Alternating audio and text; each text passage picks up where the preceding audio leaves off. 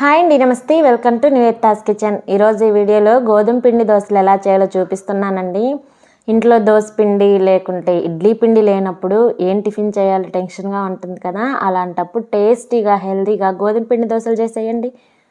ముందుగా దానికోసం ఇక్కడ ఒక మిక్సింగ్ బౌల్లోకి 1 కప్పు గోధుమ పిండిని తీసుకొని టేస్ట్కి సరిపడా సాల్ట్ వేసుకొని ముందు ఒకసారి బాగా కలుపుకోవాలి. ఆ తర్వాత వాటర్ వేసుకొని గోధుమ పిండి ముద్దలు లేకుండా చక్కగా బాగా కలుపుకోవాలి. ఇలా కలుపుకున్న తర్వాత ఒక 10 నిమిషాలు పక్కన పెట్టేసుకొని స్టవ్ ఆన్ చేసి స్టవ్ మీద ప్యాన్ పెట్టేసుకొని 1 tablespoon oil, 1/2 teaspoon ఆవాలు, 1/2 టీ స్పూన్ జీలకర్ర వేసుకొని అవి కొంచెం ఫ్రై అయిపోయిన తర్వాత సన్నగా కట్ చేసుకున్నటువంటి 2 పచ్చిమిర్చి, మీడియం సైజు ఆనియన్ని సన్నగా కట్ చేసుకొని వేసుకోవాలి.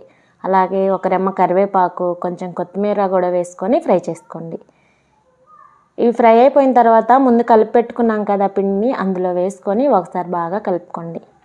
ఇవన్నీ ఇలా ఫ్రై చేసి వేయడం వలన దోశ టేస్ట్ అనేది చాలా బాగుంటుందండి.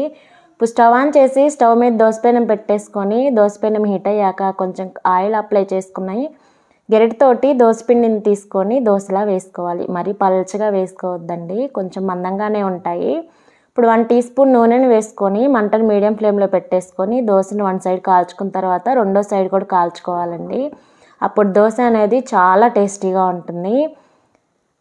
ఇలా మీకు ఎన్ని దోశలు కావాలంటే అన్ని దోశలు వేసుకోవచ్చు. విడిగా తిన్నా లేకుంటే పల్లీ చట్నీ, కొబ్బరి చట్నీ, టమోటా పచ్చళ్ళలో తింటే ఇంకా చాలా బాగుంటుంది. మీరు ఒకసారి ట్రై చేయండి, ఖచ్చితంగా నచ్చుతుంది. ఈ వీడియో నచ్చితే లైక్ చేసి మీ ఫ్రెండ్స్కి, రిలేటివ్కి షేర్ చేయండి.